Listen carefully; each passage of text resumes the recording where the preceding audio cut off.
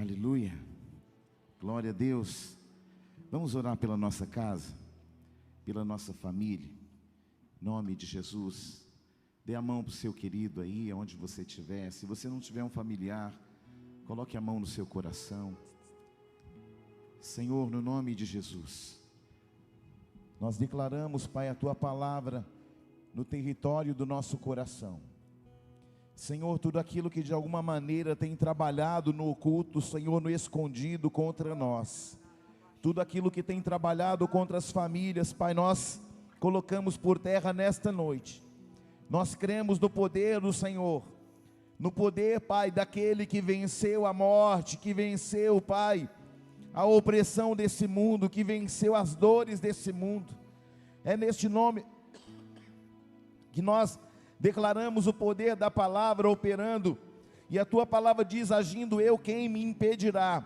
Por isso, Deus, nesta noite nós colocamos um ponto de parada, onde há uma guerra espiritual, aonde há uma guerra, Senhor, na saúde, aonde há uma guerra, Senhor, de conflitos emocionais, espirituais, e que o céu reage em favor de cada família, em favor da minha família, em favor dos meus filhos, em favor, a Deus, de cada familiar aqui representado. Deus, que caia por terra tudo aquilo que tem se levantado, se erguido como forças espirituais contrárias. Nós resistimos pelo poder da palavra, nós resistimos pelo poder do Espírito, nós resistimos pelo poder do sangue vertido na cruz.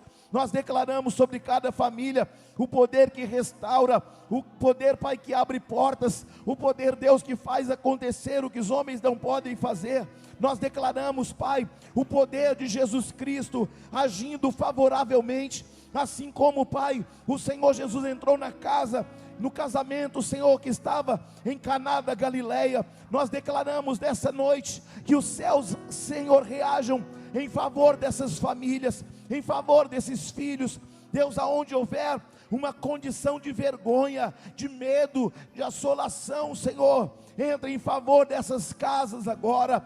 Senhor, aquele que está em casa, aquele que está aqui no templo, que sejam alcançados pelo poder da palavra, pelo poder do sangue de Jesus. E nós declaramos, Pai, que a unção que quebra o jugo esteja, Pai, em cada lar nessa noite, com poder e grande glória, em nome de Jesus, em nome de Jesus. Que todo mal recue da tua casa, da tua família, da tua parentela, que todo espírito de enfermidade bata em retirada, e que os céus reajam favoravelmente em tua vida, em tua casa e em tua família, em nome de Jesus. Declare: Senhor, a minha casa está debaixo do poder do sangue vertido na cruz.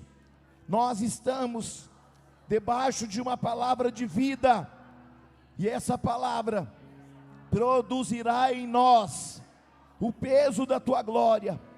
Nós nos rendemos a ti e declaramos que todo domínio espiritual recue agora da nossa casa, da nossa vida e da nossa família, em nome de Jesus.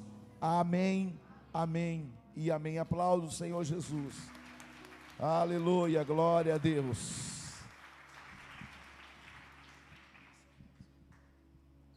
Marcos capítulo de número 10.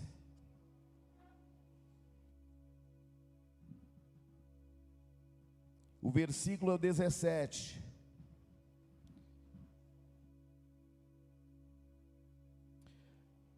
Marcos 10, 17. Quem encontrou, diga glória a Deus. Diz assim a palavra: e pondo-se Jesus a caminho, correu um homem ao seu encontro, e ajoelhando-se perguntou-lhe: bom mestre, que farei para herdar a vida eterna? Respondeu Jesus: por que me chamas bom? Ninguém é bom, senão um, que é Deus. Sabes os mandamentos: não matarás, não adulterarás, não furtarás, não dirás falso testemunho, não defraudarás a ninguém, honra o teu pai e tua mãe. E então ele respondeu: mestre, tudo isso tenho observado desde a minha juventude. E Jesus, fitando-o, amou e disse: Só uma coisa te falta.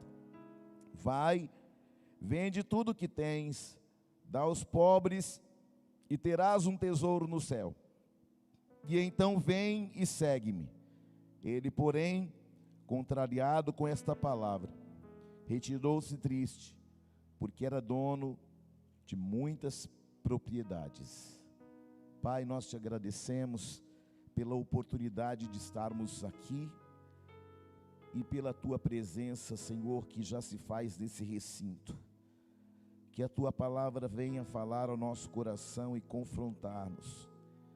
Pai, em nome de Jesus, que esta palavra de oferta flua ao nosso coração, como só o Senhor sabe e pode fazer, convencendo o homem do juízo, da justiça e também do pecado. Fale ao nosso coração, como só o Senhor sabe e pode fazer e falar. Que a tua palavra produza resultados até a eternidade, em nome de Jesus. Amém. Assentai-vos, meus queridos irmãos.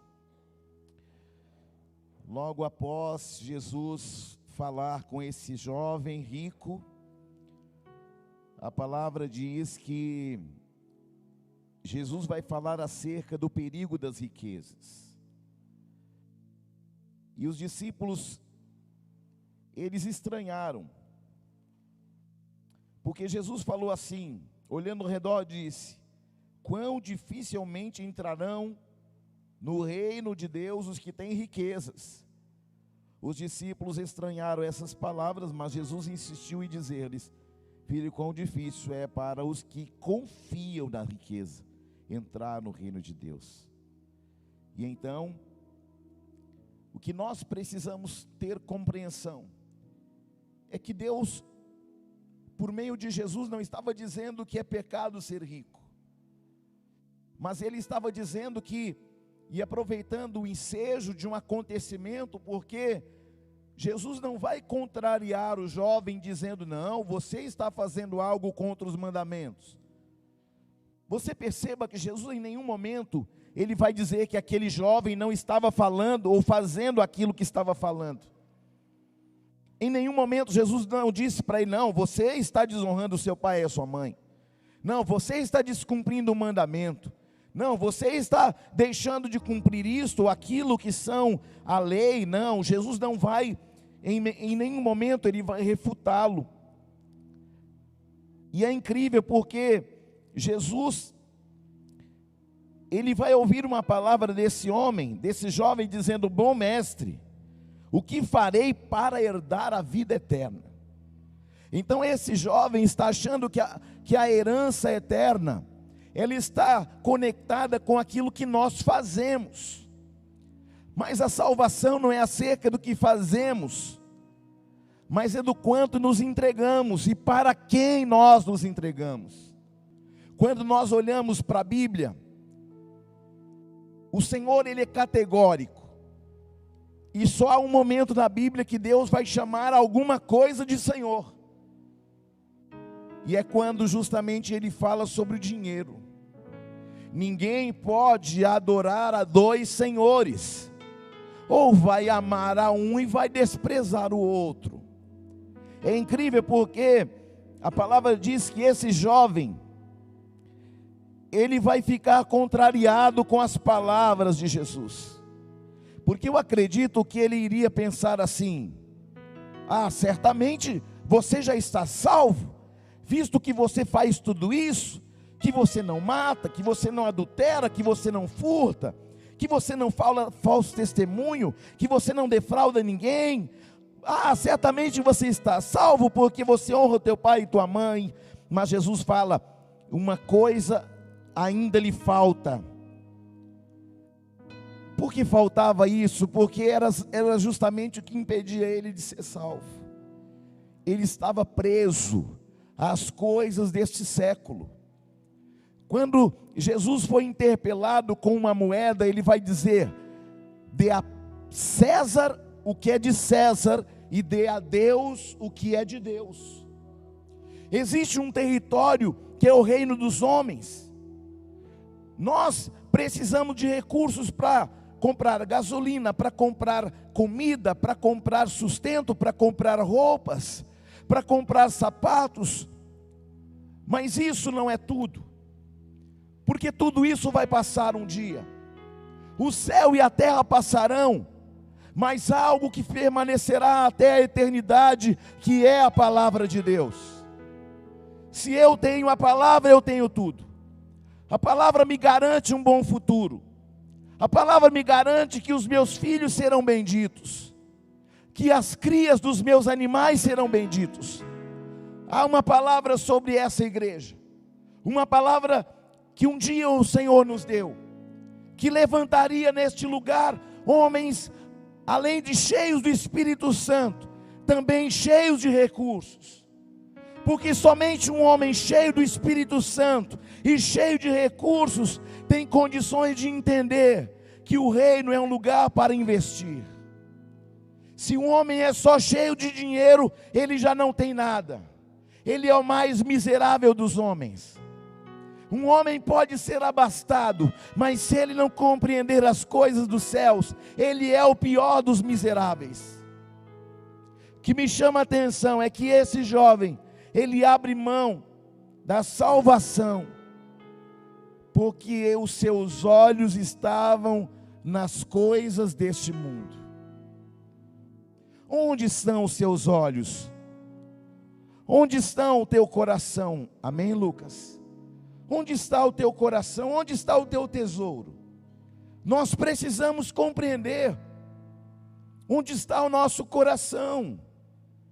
Nós precisamos compreender qual a motivação que nos faz trazer os nossos dízimos à casa do tesouro. Qual a motivação que nos faz ofertar na casa do Senhor? Qual a motivação que me faz abençoar o meu irmão da direita e da esquerda? A motivação é o céu, é que o Senhor seja glorificado, ou é por causa das nossas vaidades? É para alguém dizer: olha que homem bom e maravilhoso, olha que mulher boa e maravilhosa. Querido, entenda, todas as vezes que você abençoa alguém, ou que você abençoa o reino com suas ofertas, queridos, alguém vai dizer assim: que Deus te abençoe. Ou seja, quando você faz algo aqui, onde o seu coração está conectado à eternidade, Deus certamente lhe abençoará.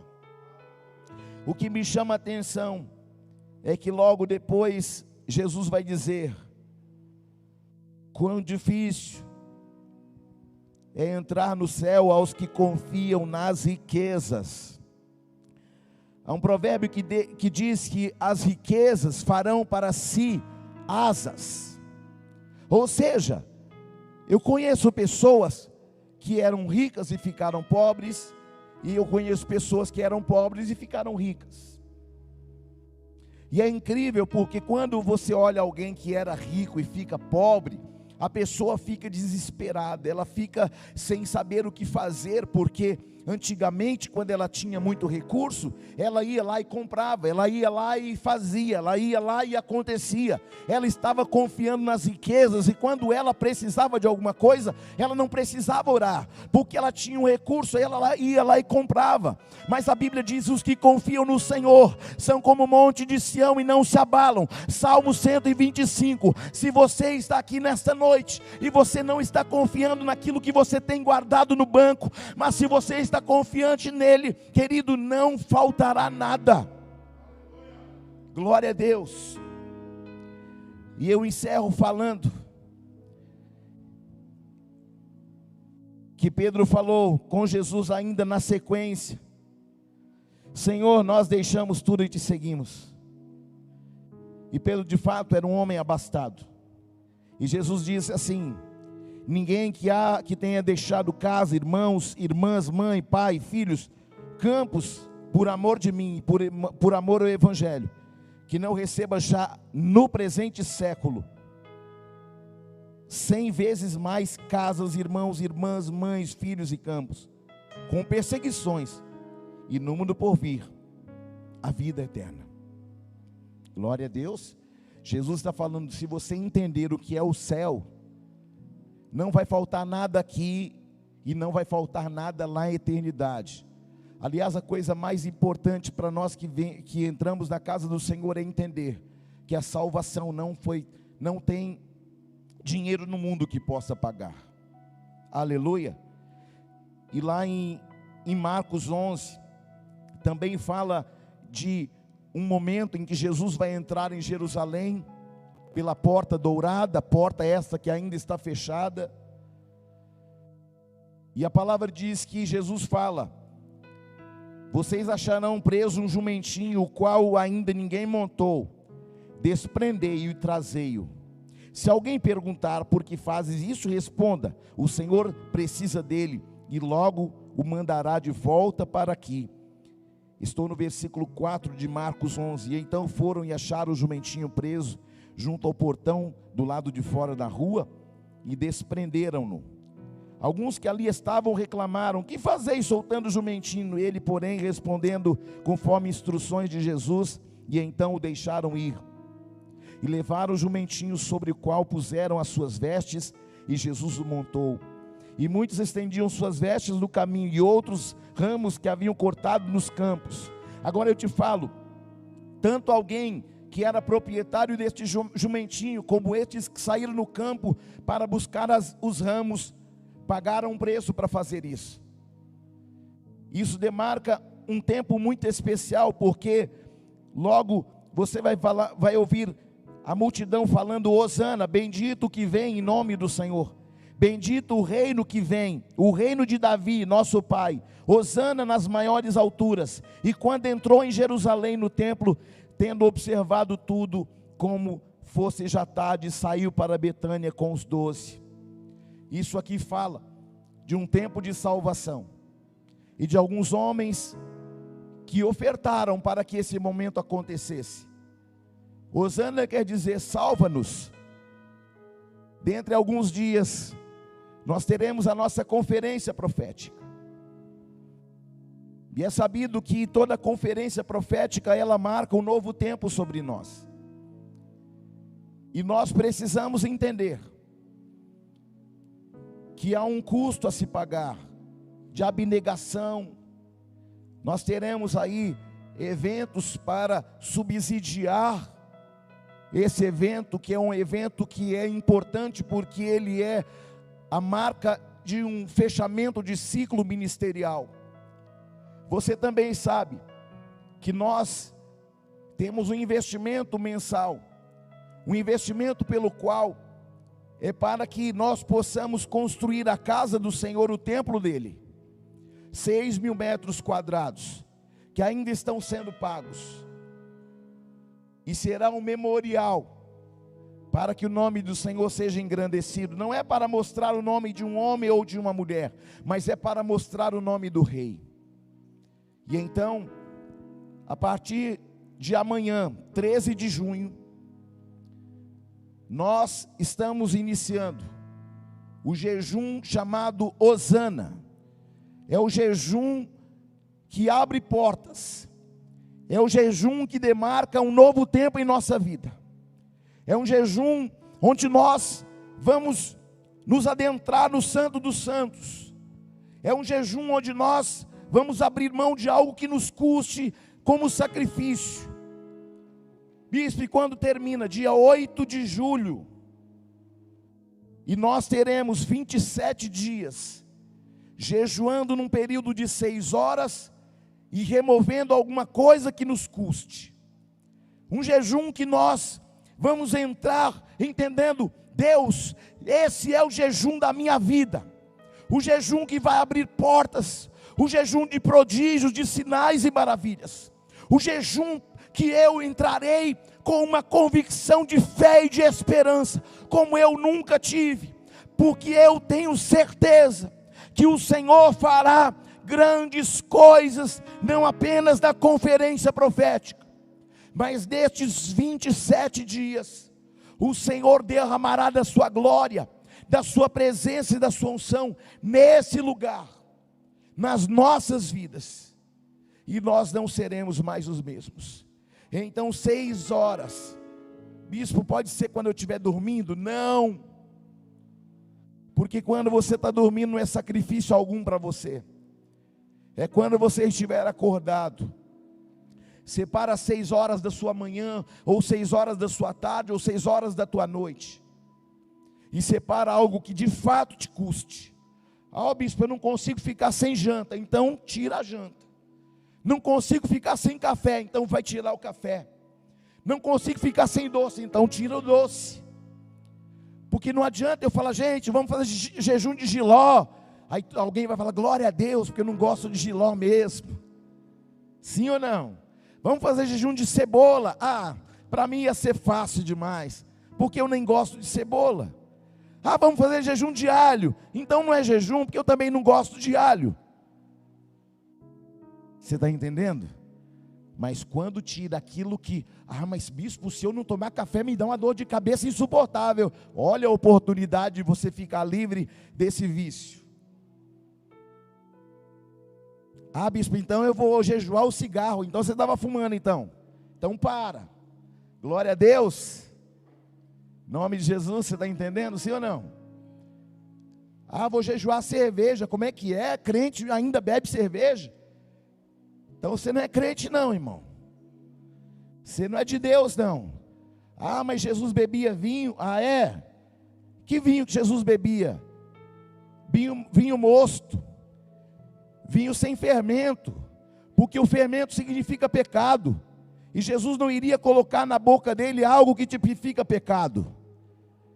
Aí, mas e se ele bebia? Tá, digamos que Jesus bebia bebida alcoólica, que não é verdadeiro, porque ele bebia o vinho que é o mesmo que nós tomamos na Santa Ceia, que tem gosto de vinho, mas não tem fermentação. E Jesus não cometeu pecado algum, ele não poderia cometer a torpeza de colocar dentro de si algo que é fermentado. Até o pão que Jesus comia era pão asmo, pão sem fermento. Por quê? Porque o fermento é uma tipificação de pecado. Aí tem muita gente falando assim, eu vou fazer uma tatuagem, porque Jesus tinha uma tatuagem na coxa. Mas ser crucificado você não quer não, né? Levar uma chibatada nas costas você não quer não. Só quer uma tatuagem. Eu quero uma tatuagem. Para, irmão. Se você tivesse que nascer com tatuagem, você já tinha nascido com a tatuagem. É ou não é verdade? Ah, bispo, é pecado, irmão. Isso aí eu vou conversar com você numa outra ocasião, amém? Mas se eu fosse você, não faria. Porque o corpo não é seu, o corpo é do Senhor, é templo do Espírito Santo. Já pensou? Alguém chega no seu carro e faz, vou fazer um desenho aqui, porque eu acho esse desenho bonito. Você vai ficar chateado? Sim ou não? Claro que vai. Por quê? Porque o carro não é de quem pintou. Glória a Deus. Então, irmão, vamos fazer aquilo que somente agrada a Deus? Aí eu te pergunto, alguma coisa que você está fazendo, está agradando ou está desagradando a Deus? Sim ou não? Então faça daquilo que realmente vai edificar, e que alguém possa olhar e dizer, esse é um santo homem de Deus, uma santa mulher de Deus. Se aquilo que você está fazendo glorifica ao Senhor, então faça. Mas se não glorifica ao Senhor, é glória para você, é vanglória para você, irmão, então não faça. Glória a Deus, amém? Então esse é um tempo de nós tirarmos aquilo que nos custa. É o jejum de sacrifício, é o jejum hosana, tempo de portas abertas, a partir de amanhã, em nome de Jesus, amém? Você vai receber um envelope em suas mãos, para que você possa entregar ou devolver os seus dízimos ao Senhor. E assim que você tiver com esse envelope na mão, com o seu dízimo, você pode vir aqui à minha esquerda, eu e os pastores vamos orar por você. Nós temos também aí no seu monitor, um número de Pix, para você fazer um Pix em nome do Ministério Ágape Nova Aliança, um número de conta também, para que você possa também ofertar na casa do Pai, em nome de Jesus. Que você possa adorar ao Senhor com seus dízimos e com as suas ofertas. Hosana, aleluia. Estenda sua mão, querido, sobre esse altar. Essa é a sua vida financeira. Ela passa debaixo do cajado do pastor. ela passa pelo ambiente do sacrifício, que é o altar do Senhor. E nesse lugar há um fogo que purifica, há um fogo que consagra, há um incenso agradável que vai diante das narinas de Deus. Pai, nós consagramos a vida, Senhor, dos teus servos, que não falte mantimento em sua casa, saúde, Pai, em sua vida. Senhor, que os teus celeiros sejam abarrotados de suprimentos. Senhor, que a família seja abençoada, que as portas se abram, que os sinais possam acompanhar aos que creem, e o teu nome seja exaltado e glorificado. Como igreja e como os teus filhos, nós consagramos, ó Deus, os dízimos e ofertas do teu povo, aos que fizeram pix, aos que depositaram na conta desta casa, que o Senhor possa abençoar a sua vida, do alto da tua cabeça à planta dos teus pés, e que não lhe falte coisa grande ou pequena. Em nome de Jesus nós te abençoamos, em nome do Pai, do Filho e do Espírito Santo, em nome de Jesus, amém.